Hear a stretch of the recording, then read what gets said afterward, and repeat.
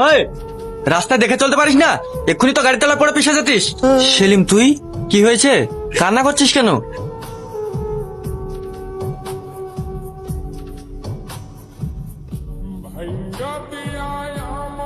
ও, বুঝতে পেরেছি।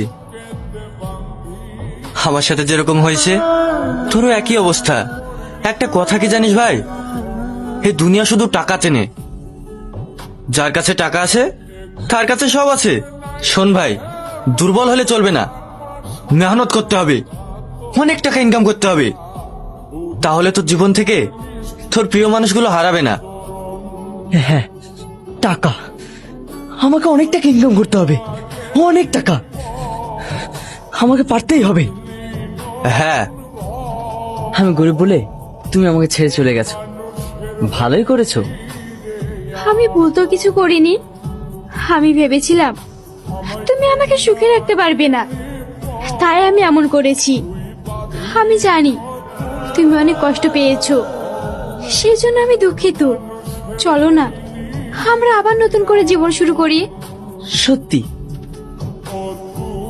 মানুষ টাকার জন্য কি না করতে পারে।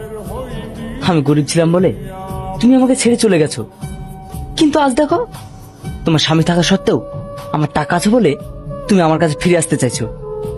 ছি, মানুষ টাকার জন্য কি না করতে পারে।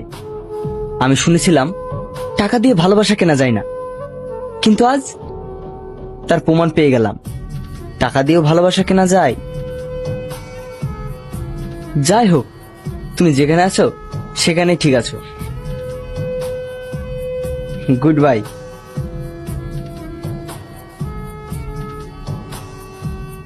জানতাম যদি বন্ধু রে তুই চাইবি।